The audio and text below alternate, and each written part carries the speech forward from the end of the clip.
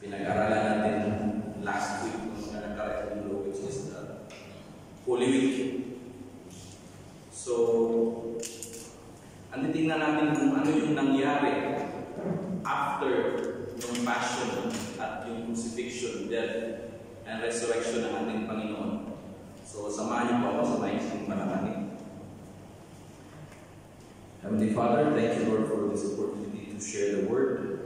Lord, I have nothing to offer but my submission to you. Lord, I ask your help to overcome my limitations. Mga bagay, Lord, na hindi ko kaya gawin, ay kayo lamang ang magpupunod. May your glory be shown tonight in your truth. We believe you in Jesus' name. Amen. So, sa mga nakaraang linggo, as I said, nag-celebrate tayo ng parang may Holy Week. Holy Week, which is one entire week in the part ng Lent.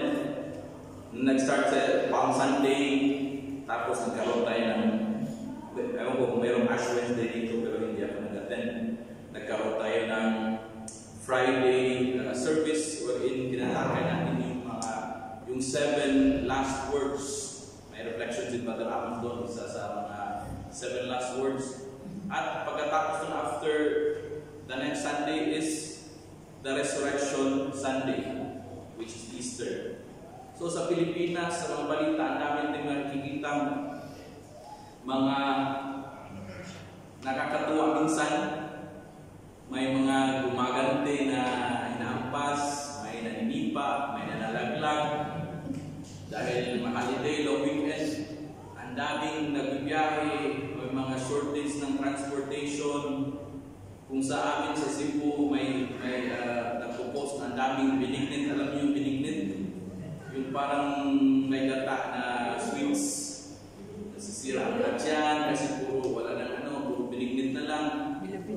Ang daming mga sa Easter, may mga bunnies, may mga eggs, which all of these combined together could lead us away from our focus, away from Jesus Christ. That's unfortunately the risk sa mga bagay nito. So, dapat natin tandaan na ang mga bagay nito ay hindi usually intended for mga celebrations na ating ginagawa. But for the goodness of God na pinadala niya ang kanyang anumtong anak para mabuhay nito sa mundo at iligtas tayo through His suffering, His death, and His resurrection.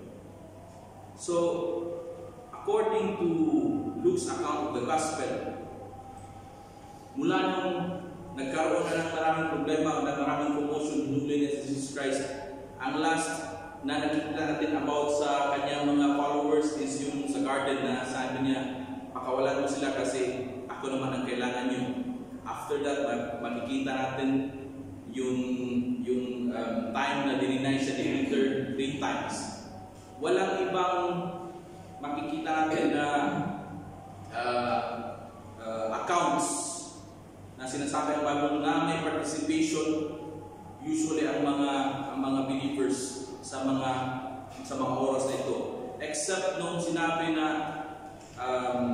si Jesus Christ ay inihapili niya ang kanyang nanay kay John the Beloved.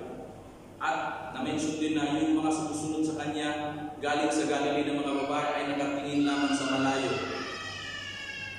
But after na mamatay si Jesus Christ, ang unang-unang tao na mention doon ay si Joseph of something.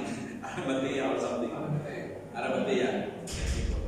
Described as a member of the council, good and upright man, mayaman, disciple ni Jesus, tapos someone who is looking for the kingdom, na siya yung nagbigay ng isang bagong burial na cut out of stone. At doon lumapit yung mga babae na sumusunod sa kanya para matingnan kung paano siya nilagay din sa how it was laid on the tomb. And then they were preparing some spices and perfumes But then it was already Sabbath, so nagpahinga muna sila. Pagbalik nila, iba na yung naabutan nila. May accounts na may angels, nabukas na yung cover, yung takip ng tomb. Tapos wala na si Jesus Christ doon. Binalita nila sa kanilang mga kapwa mananampalataya. Andito sa account ni John o ni Luke, nagpakita na si Jesus Christ sa dalawa sa kanyang mga disciples after maibalita at hindi sila niniwala. Dito yung pagpasok ng ating text ngayon, wherein yung dalawang taong yun ay bumalik ulit at nagbalita sa kanyang mga kasamahan na totoong nandun si Jesus Christ, nagpakita sa kanila at sa kanila na-recognize nung nag-break ng bread at nagbigay sa kanila ng tinapay. So, ang mapapansin natin kung i-observe natin yung kanilang mga activities, may 3 points tayo na mapapansin. First is, meron silang problema na unbelief. Meron silang dilema ng kakulangan ng faith. In Mark 16, 9-14, ang sabi, when Jesus rose early, the first day of the week, he appeared to Mary Magdalene, out of whom he had driven 7 demons. She went and told those who had been with him and who were mourning and weeping. Pansinin po natin ang mourning and weeping. Ito yung na-feel ng mga disciples sa panahon ngayon. When they heard that Jesus was alive and that she has seen him, anong ginawa po nila? Nag-rejoice? Hindi naniwala. They did not believe. And afterwards, Jesus appeared in a different form to 2 of them. When they were walking in the country, these returned and reported to the rest, but they did not believe them either. Ito na yung account ng Mark, sa similar account ni Luke na binabasa ng text natin ngayon. Later, Jesus appeared to the 11 as they were eating, and he rebuked them, parang pinagalitan, for their lack of faith and stubborn refusal to believe those who had seen him after he had listened. In other translations, ang lack of faith is translated as unbelief, and the stubborn refusal, hardness of heart. In Luke 24:25-26, sa text po natin, sabi ni Panginoon, He said to them, "How foolish you are, how slow to believe.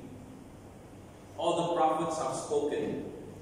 Did not the Messiah have to suffer these things and then enter His glory?"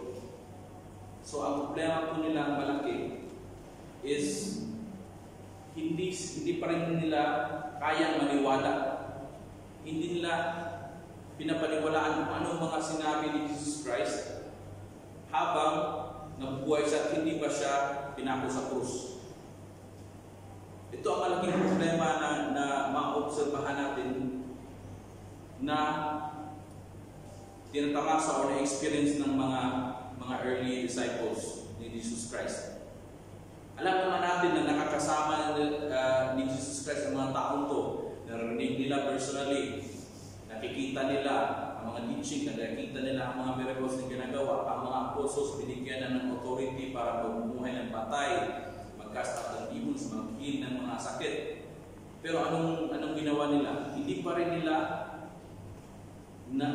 sila niniwala sa mga sinabi ni Jesus Christ na siya ay dapat mamatay at after 3 days mabuhay. So anong mga resulta nito? Anong nagiging result ng lack of belief or ng hardness of heart? The first one is doubt. In Luke 24:38, sabi niya sa kanila, "Why are you troubled? And why do doubts rise in your minds?" Ito ay isang result ng unbelief, kakulangan ng faith. Lack of faith creates doubt sa mga puso natin, sa mga puso ng mga earlier believers noong time na yun. Ang daming tanong sa kanilang mga isipan, ang daming lang pagdududa. At sa Luke 24:9-11, when they came back from the tomb, they told all these things to the 11 and to all others. So ang 11 apostles, kasi wala na si Judas, at lahat ng kanilang makasama. It was Mary Magdalene, Joanna, Mary the mother of James, and the others who have told this to the apostles. Sinabi lang nung nakita nila ang angel, sinabi na wala na dito si Jesus Christ, kung matatandaan po natin ang account ng resurrection. But they did not believe the women. Bakit? Kala nila ang sinasabi ay nonsense. Sa dami ng ginawa ni Jesus Christ, sa dami ng na-prove niya because of the signs and wonders na ginawa niya as proof na siya ay totoong galing sa Diyos. Ito pa rin ang reaction ng mga earlier disciples niya. Lalo na yung 11 apostles, specifically the 11 apostles, na sila yung tumatanggap ng maraming responsibility. There were 11 of the 12 that were sent to Jerusalem one time. In Luke 24:12, makikita din natin na nagkakaroon din ng confusion. Yung hindi, anong confusion sa Tagalog ulit? Nagkakalituhan, may confusion. Ang sabi dito, Peter, kasi si Peter tumakbo agad, however, got up and ran to the tomb. Bending over, he saw the strips of linen lying by themselves. He went away, wondering to himself what had happened. Si Peter na close kay Lord, alam na niya na nagkakatotoo yung mga sinasabi, pinalakad siya sa tubig, tapos hindi siya maniniwala na nabuhay. Next is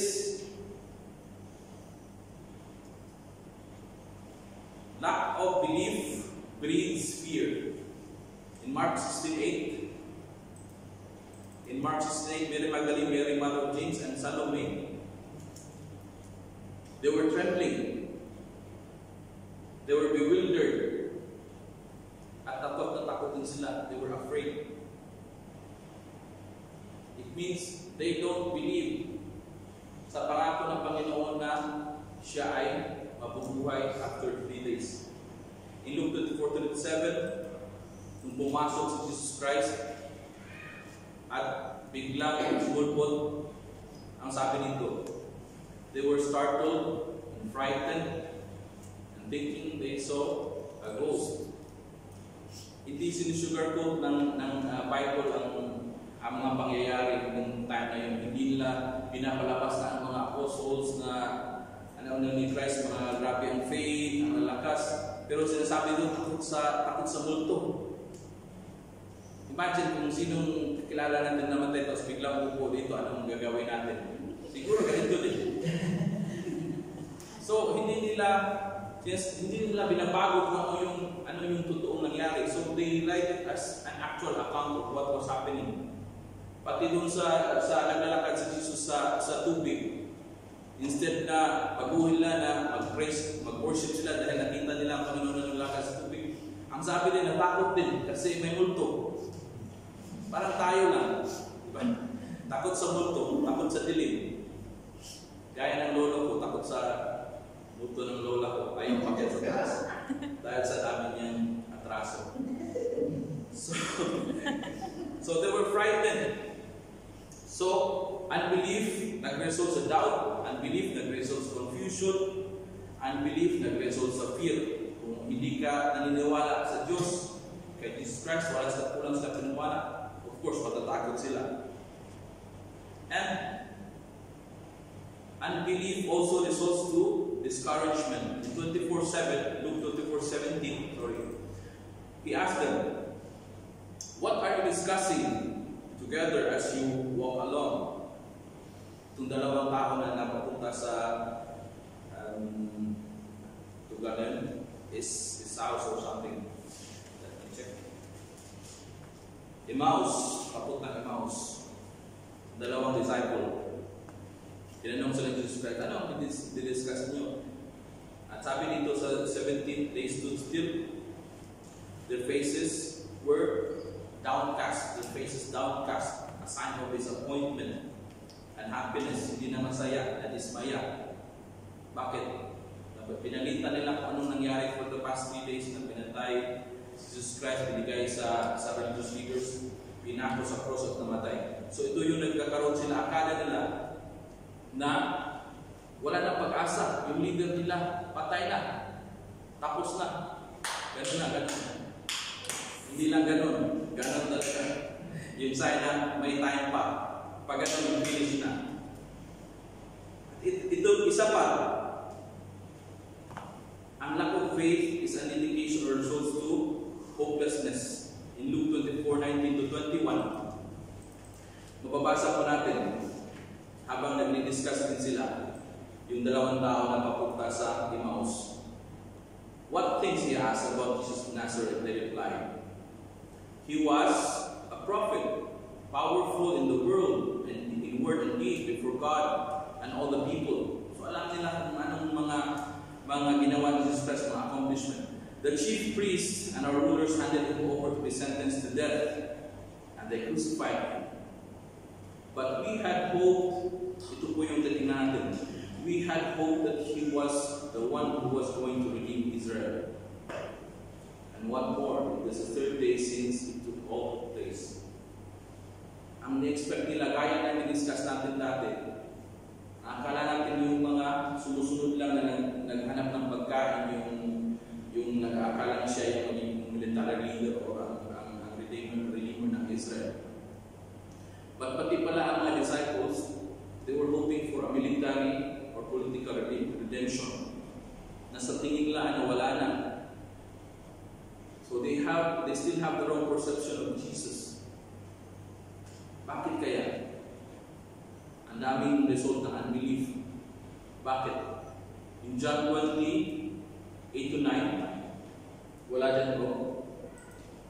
John 20:8-9.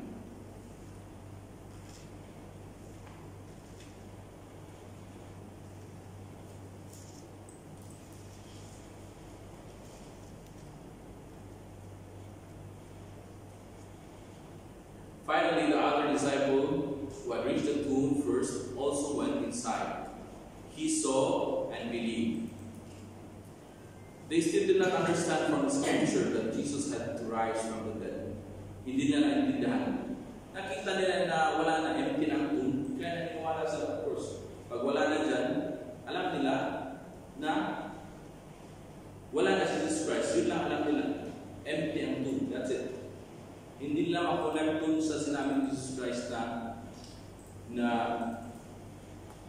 prophecy about sa Kanya na He had to rise from the dead.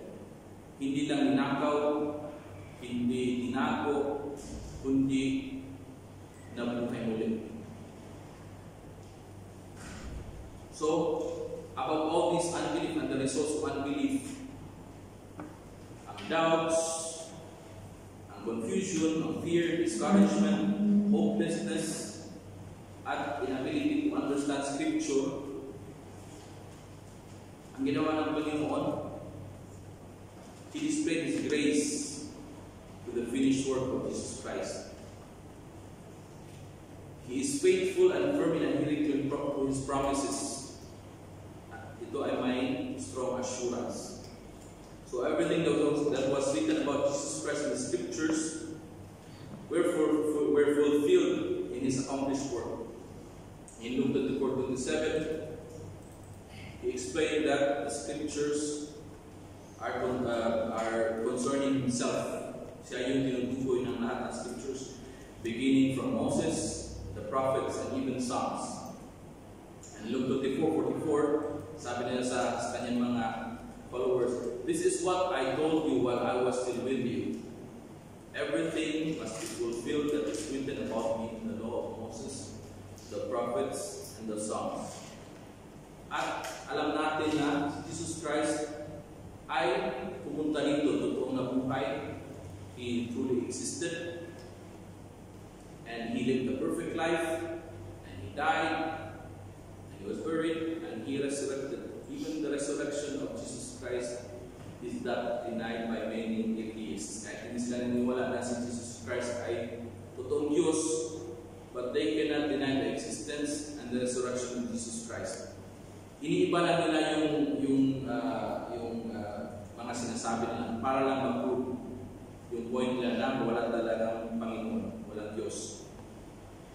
And also, convincing proof was provided to assure believers of these truths. Hindi lang during sa time na ito, pati ngayon, pero biblically, ito ang binigay na passage. Acts 1:3-4.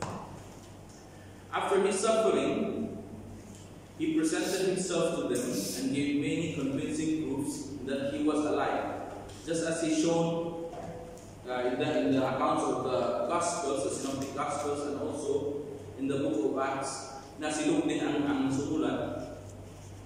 He appeared to them over a period of 40 days and spoke about the kingdom of God.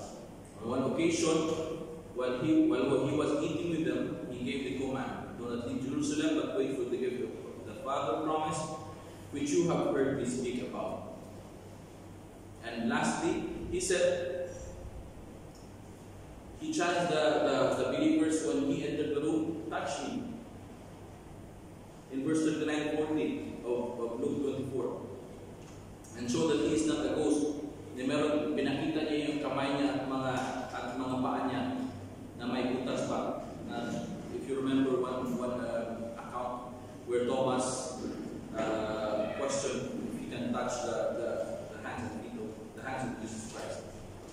And also God displayed His grace in the work of the Holy Spirit. So first, in the finished work of Christ, and the second, in the work of the Holy Spirit. So may mga doubts sa mga tao natin, but despite of the doubts, pinakita ng Panginoon ang Kanyang grace through the finished work of Jesus Christ, and now the work of the Holy Spirit. Paano natin nakikita ito? He opened the eyes and the mind of the witnesses and enabled them to remember. Luke 24:6-8.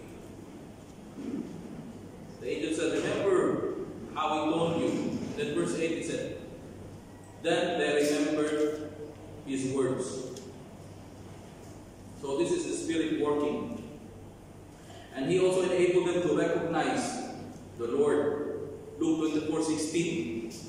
The two disciples walking to Emmaus were kept from recognizing Jesus initially. They were kept from recognizing Jesus. In other account, I think sa Mark, sinabi, He appeared to them in a different form. Kaya siguro hindi madali ma-recognize Jesus. But their eyes were open and recognized after Jesus took the bread, gave thanks, and broke it and began to give it to them. Same as what He did sa Last Supper in Luke 24:13-31. And also in John 20:13, Mary saw Jesus standing. John 20:13. Akala niya hardinero. At sa tinanong naman niya, saan nila ang Panginoon? And then Mary recognized Jesus only after Jesus called her name. Nung sinabi niya, Mary, sa kanya na-recognize. So the Spirit also enabled Mary to recognize Jesus. In John 21:4, Peter and the other disciples went fishing. Wala sila nahuli. May nakita sila nakatayo, hindi nila na-recognize ni Jesus Christ. At tinawag sila. Sinabi nila sa kanila na i-trust on the right side of the boat. Marami silang huli. And they had breakfast. May sinabi pa kung ilang isda na huli. 153 fish. Gaya ng ginagawa namin, binibilang namin sa yung isda namin. Ilang pusin na ulit ng 33, minsan 11, ganyan. So,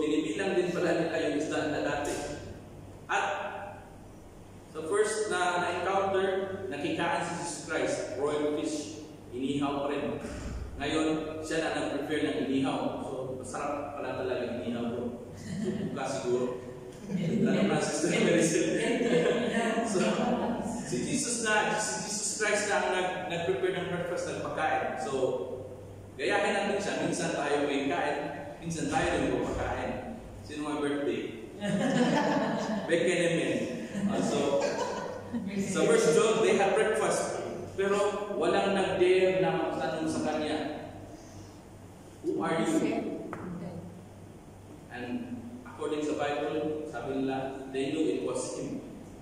Pero magtataka tayo, bakit kailangan pa nilang magtanong ng who are you? Nagtutulakan sila, parang walang gusto magtanong kung sino ka.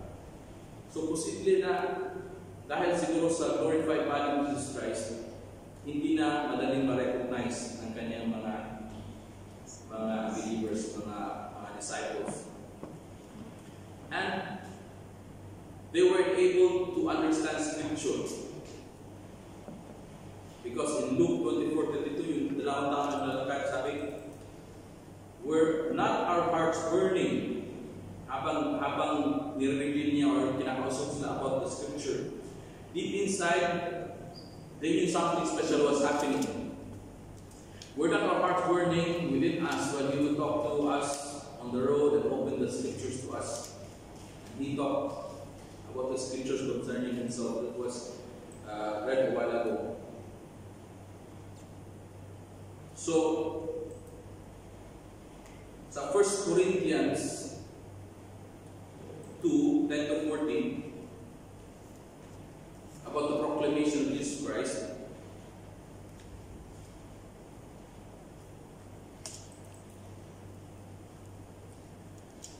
we can read that it says, these are the things that God has revealed to us by His Spirit. The Spirit searches all things. This is about Jesus Christ when Paul was preaching about Jesus Christ and His crucifixion. The Spirit searches all things, even the deep things of God. 11. For who knows a person's thoughts except their own spirit within them?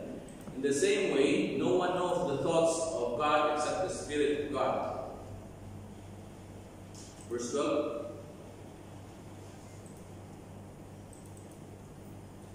What we have received is not spirit of the world. It's not the spirit of the world, but the Spirit who is from God, so that we may understand what God has freely given to us. And verse 13.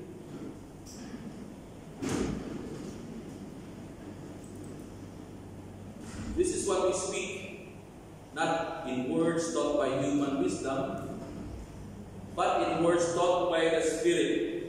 So we understand the words taught by the Spirit. And it says here, these are Spirit-taught words. Just like the Scripture, where it is breathed out by God.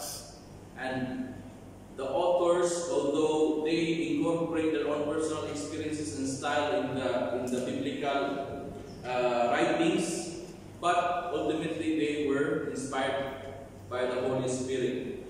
And also in our text, Luke 24:45, related to the Spirit's enablement to understand Scripture. 45.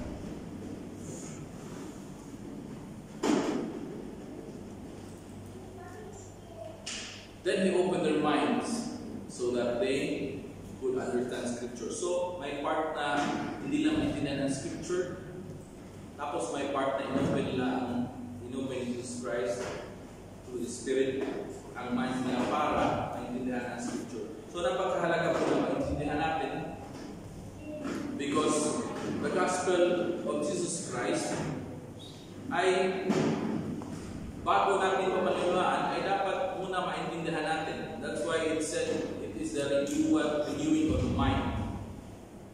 Because it all starts from rational understanding of the message na galing sa Panginoon. And also, it gives guidance and direction. The Spirit gives guidance, direction, aside from opening our eyes and minds. The Spirit gives guidance, direction, and leading sa mga bagay na kailangan natin i-accomplish. So So as witnesses, ang sabi dito sa ating text, they were called as witnesses. So what is the connection between being a witness and the connection for being a witness and to our faith? 1 John 5:6. This is the one who came by water and blood, Jesus Christ. He did not come by water only, but by water and blood. And it is the Spirit who testifies, because the Spirit is the truth. And then 1 John 5:10.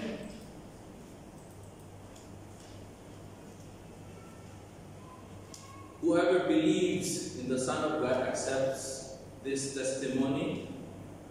Whoever does not believe has made him out to be a liar, because they have not believed the testimony God has given about His Son. And Romans 8:15. The Spirit Himself testifies with our spirit that we are God's children. And John 14:26. But the Advocate, the Holy Spirit, whom the Father will send in my name, will teach you all things, and will remind you of everything I have said to you.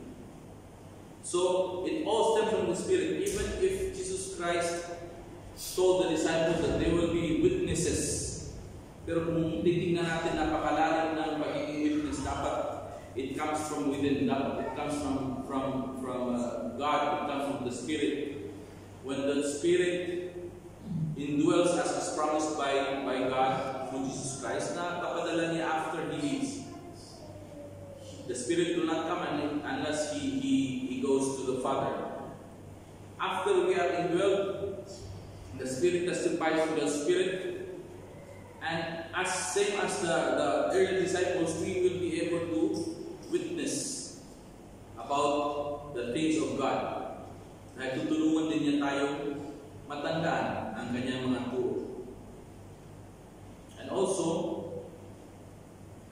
He gives repentance for the forgiveness of sins with the preaching in His name. In Luke 24:47, it's mentioned that aside from being a witness, they will be preaching repentance and forgiveness of sins sa lahat ng dako ng mundo, beginning at Jerusalem. Here it's beginning in Jerusalem, but actually it's Jerusalem. It's lumalaki po. Jerusalem, part of Judea, naging Samaria, and to all the ends of the world, ends of the earth. And so, Acts 11:18 also says, when they heard this, they had no further objections and praised God, saying, so then, even to the Gentiles, God has granted repentance that leads to life. So hindi lang pala repentance lang, anti-repentance, because repentance leads to eternal life. Means if you become a believer in Jesus, automatic you will be repentant of your sin. Your view against sin will be different than what you have before. At saan? Sinabi ito Jerusalem lang, but in Acts 1:8, but you will receive the power when the Holy Spirit comes to you, and you will be my witnesses in Jerusalem, in all Judea, in Samaria, and the ends of the earth. Judah, loosely, ang iba sinatabi na part ng Judea. Some of it, but Judah was the southern kingdom during the split of the 90th kingdom of Israel. The northern part was Israel, Ephraim, or Samaria. The southern part was Judah, but hindi po ito yung Judea. Judea is a sakop ng Roman Empire. Parang region. Kung ang Jerusalem ay Salala, ang Judea ay parang Dofar. Tapos ang Samaria para ng Haima, ganyan. So palaki ng palaki, palayo ng palayo away from Jerusalem hanggang to the ends of the earth. God demonstrated all these things sa ginawa niya in the book of Acts. si Luke din ang sulat ng Acts, tinuloy niya kung ano yung naumpisahan sa Gospel according to Luke, na pinakita doon that the Holy Spirit worked mightily in proclaiming the good news according to what Jesus commanded, na magmula sa Jerusalem, Judea, Samaria, at papalaki na. Makita natin na ang Pentecost nag-umpisa sa Jerusalem, at nakita natin na pinipersecute ang mga Christians, nag-scatter sila, inahabol. Kung saan sila nakarating ay nag-preach pa rin sila, nag-proclaim pa rin sila sa gospel. Maririnig natin mga pangalan na Stephen, Peter, at of course si Paul, na siyang na-assign sa mga Gentiles, at siya na ang nag-spread all over the Gentile world. So, after na mangyari ang lahat nito, nagkaroon ng doubt, binuksan ang mga isip, at enable ng Spirit, ano ang nagiging overall na resulta? Yun ang hinahanap natin. Kasi hindi lang tayo basta-basta i-empower ng Panginoon, i-enable ng Panginoon, gagawa ng Panginoon ng pag-save sa atin sa pamamagitan ni Jesus Christ. But we all know that it is only for His glory. At makikita po natin sa text natin, mga kapatid. Luke 24:51. Well, when He was blessing, He left them and was taken up into heaven, and they worshipped Him. 52. And 53, they praised God while they stay in the temple continually. So makikita po natin na they worship Jesus Christ and they praise God after buksan ang kanilang mga isipan para maintindihan ang Scripture.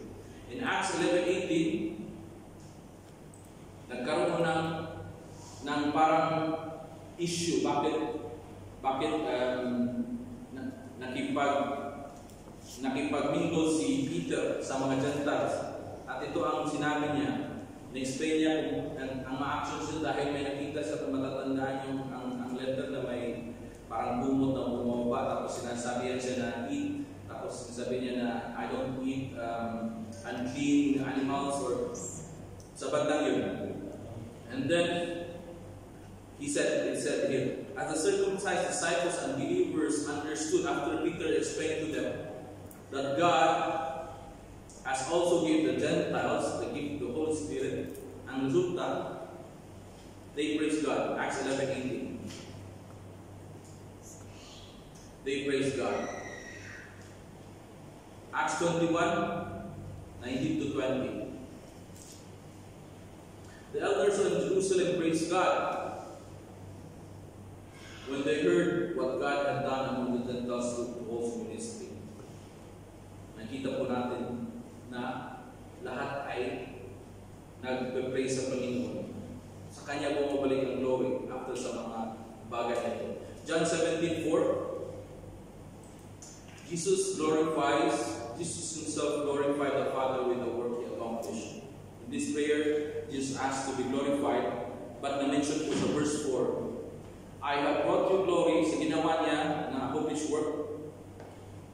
I have brought you glory on earth by finishing the work you gave me to do. So, sa lahat ng ito, mga kapatid, ang Panginoon po ang na-glorify. So, in conclusion, Lent, particularly the Holy Week, is not just something that we remember once a year. Hindi lang sa ilang araw, sa isang taon, magpapaktis tayo, maalala natin ang buhay, ang suffering, ang pagkamatay, at pagkabuhay muli ni Jesus Christ. Hindi lang sa ilang araw, sa isang taon. This is a commemoration of the gospel of Jesus Christ. Dito natin maalala ang ginawa ng Panginoon ng pag-save sa atin sa pamagitan ng pagpapadala ng kanyang throne na lang. The gospel that we believe, that led repentance, they lead to repentance, the forgiveness of sins, and eternal life. And we should constantly remind ourselves, not only when we preach to others, but we remind ourselves about the gospel para tuloy tayong maging grateful and thankful and giving Him praise that He truly deserves. So, dapat din ma-review natin palagi ang gospel. Ano ba yung pinaniniwalaan natin? Ano yung basis ng ating faith? In 1 Corinthians 15:1-4, ito ang pinaka-brief na presentation ni Paul about gospel. Now, brothers and sisters, I want to remind you of the gospel I preached to you, which you received, narinig natin, and as you have taken your stand. By this gospel, you are saved. Pag naniwala tayo, doon tayo magkakaroon ng salvation. If you hold firmly to the word I preach you, otherwise, you have believed in vain. For what I received, I pass on to you as of first importance. That first, that Christ died for our sins according to the scriptures, my scriptures, dapat galing sa scriptures. He was buried, that He was raised on the third day according to the scriptures. So He died, He was buried, and He was raised from the dead. Sa isang phrase na ito, kung talagang titignan natin, ang dami pang nating matutunan about Jesus Christ, kung sino siya. Siya yung God-man, the only worthy sacrifice para ma-appease yung wrath ng Panginoon. Siya ang second person of the Trinity, ang God na nag-design or nag-plan ng mga bagay nito na complete Jesus Christ, and the Holy Spirit who proceeds from the Father and the Son, na siya yung nag-orchestrate ng lahat. Tayo na kailangan i-save when we stand against in front of God, ang character natin as fallen human beings na magkasala, ang promise ng Panginoon from Genesis, the whole Bible, makikita natin na ang shadow about Jesus Christ, especially the Old Testament, and described here na all the Old Testament was about Jesus Christ. So the sacrifices, the bulls, everything from the people being saved, the Jews being saved by God over and over again, the disobedience, ang mga nangyari sa kanila, all are but a shadow of the one to come, who is Jesus Christ. So we had the same struggles as the early Christians, but we are blessed to have access to the Bible, the Holy Bible, where everything is written in a language that we can read. So kanina nabanggit natin na even though kasama na si Jesus Christ, meron pa rin unbelief. Ibig sabihin ba na nakinig sila kay Jesus Christ, tapos si Brother Pare ang nangyayang sa harapan, magkakaroon talaga ng malaking unbelief? No. It was designed to happen so that it will be written and recorded para sa ating benefit. Kasi hindi na-record yun, hindi natin mabasa kung ano ang ginawa ng Panginoon sa time na yun that will glorify His name. So those have their own purpose. At sa ngayon, after the Great Commission, we are commanded to proclaim the gospel among other things. So as part of our obedience and as part of the indwelling of the Spirit, ang daming pang works na naka-assign sa atin, hindi lang yung pag-share ng gospel. So we have to study from the Bible, and from the Bible we will know the will of God. So from Moses, prophet, and Psalms. In 2 Peter 3:15-16, bro.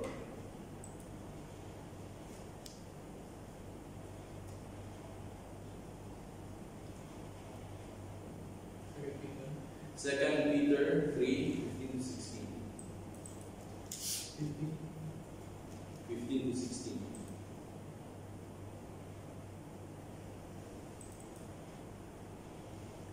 Bear in mind that our Lord's patient in His salvation, just as our dear brother Paul wrote you with wisdom that God gave him. He writes the same way in all his letters, speaking in them of these matters.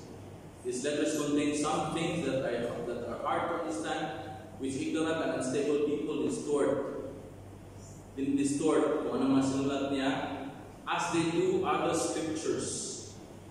So it means they recognize false letters as part of the scripture. So hindi lang porket sinabi na Moses, prophet, and Psalms, but the early church of the early apostles recognized these writings as part of the scripture. So, pag nagbabasa po tayo ng Bible, Old Testament and New Testament are part of the complete canon na acceptable at recognized na totoong word ng Panginoon. And only God, who is the author, can help us understand what is written. So with the help of God, the Bible was formed, and with the help of God, understanding also comes to its readers. And only He can save us from the dilemma or problem of doubt, ang mga problema na nabanggit natin kanina, para magkaroon tayo ng understanding galing sa Panginoon, makaiwas tayo sa doubt, sa unbelief, the confusion, the fear, discouragement, and hopelessness. So what's next? Anong susunod? Na alam natin ang mga bagay nito. After resurrection, nagkaroon ng doubt, tinulungan sila ng Panginoon based sa mga ginawa ng Jesus Christ, based sa ginawa ng Holy Spirit. So, ang response natin should be to glorify God by asking Him to strengthen our faith by opening our eyes, hearts, and minds, gaya ng ginawa niya sa kanyang mga disciples. So, hingi tayo ng wisdom, hingi tayo ng understanding, because God gives wisdom to those who ask. Hindi niya pinagkakawin ang wisdom sa kung sino mang hihingi. May verse siguro sa Jude, hindi ko naman tatando, hindi ko na nalagay dito. But, for sure, if you ask God for wisdom, especially if you are seeking to know more about Him, hindi niya ito ipagkakaya. And we glorify God by believing in what the Bible says about who He is, Father, Son, and Holy Spirit, the wonderful things that He has done for our salvation, what God continues to do that still benefit us until this very moment. Jesus Christ is sitting at the right of the Father, interceding for us. The Holy Spirit is here guiding us na mag-enable sa akin para makapag-present ng message, at mag-enable sa inyo para makinig, absorb, at ma-remember kung ano man ang nire-reveal niya sa atin sa labing ito. And we also glorify God by resting on His holiness. Hindi sa ating mga sarili, hindi sa ating mga gawa. That we have the holiness that we have in Jesus as we go about our daily lives. So, we should remember na hindi dahil sa mga ginagawa natin ay magresulta, ay mag-lead sa atin sa pagiging holy. We are already holy in Jesus Christ. And because we rest in that holiness, then it will come out as good works. It will emulate. We will be salt and light sa world. Because we are the handicrafts of the Lord. And then, the result is, we repent and turn away from sin. And we trust in the things that God promised to those who are in Jesus Christ. Dapat na natin tandaan, mga kapatid, para hindi tayo magbigay ng maling impression sa mga sinishare natin, sa mga dinidisciple natin. Ang promises usually ng Panginoon is for those who believe. Not just anyone na naglalakad sa labas na hindi naman nakilala si Jesus Christ. So we have to present them the gospel about Jesus Christ who came here to die, to suffer, and to pay for our sins, and to give us His righteousness, and to be nailed on the cross on our behalf. And as He promised, after He ascended, that He will come back. Yan ang time natin ngayon, wherein siya din ang nabibigay sa atin, ang to persevere sa atin in His love. Napag-aralan natin dati, but in order not to boast, I would like to remind you na everything is from God, at tayo ay beneficiaries hanggang sa pagbalik niya. We just need to pray, we just need to study the Bible, and keep our desire for Him alive. So, we should obey. As a result, we will obey the commandments set forth in the Bible for all matters, commandments and everything taught in the Bible for all matters relating to faith and life. Pagdating sa paniniwala natin at sa buhay natin, the final authority and our reference should be the Bible. Although makita natin may mga wisdom ang ibang experts, may mga based on experience, but the final authority where we should consult whatever we learn outside the Bible is the Bible itself. And as a result, we will pray and meditate on the Word. And if the Bible says pray, let's pray. If the Bible says meditate on the Word, let's meditate on the Word. But we cannot meditate unless we read about it. So we read. And if the Bible says not to worry about things in this world, then huwag tayong mag-worry. Mag-worry tayo, but not in a way that it will take away our focus from Jesus Christ. These are important things, but these are only temporary. And we are transient in this world, our permanent residence is in heaven. So if we do everything, isang bagay lang na gawin natin, isang simpleng bagay na kinuman ng Bible. If we do everything, every little thing for God's glory. For example, it was written in the Bible, whether you eat or drink, do it for the glory of God. These basic things, we should, if we follow it, imagine anong mangyayari when we have choices about drinking between Pepsi or water. Simple things. Which one will glorify God? Wala nang soft drinks. When we are having plans of fishing, whether we go fishing, whether we are planning to buy gadgets for the kids, bilhan ba natin ng cellphone o hindi, kung anong books ang pipiliin natin, anong school para sa ating mga anak, about love life. Love life. May tumawa. Love life. So, if we do everything for God's glory, before tayo mag-take action or before we think of something or before we say something, then God will put a hedge of protection around us. Hedge ay parang sa amin, sa development namin yung hedges is parang halaman na parang fence for privacy and protection. So not only health, not only physical well-being, but also emotionally. So we glorify God by trusting in Him. Kahit may mga problema tayo sa bagay ni Sister Cherry, mga anxieties and difficulties, at most especially sa spiritual life natin, when we glorify God sa ating response when it comes to sin and temptation. So, I will leave you with this last verse to examine ourselves. 2 Corinthians 13:5 says here, base sa pag-aralan natin ng gospel and our faith na kailangan para ma-overcome ang mga unbelief, mga doubt, confusion, fears. Examine yourself, we have to be sure. Examine yourself to see whether you are in the faith, not in a faith or in faith, in the faith. There is a specific type of faith that you need to test yourselves.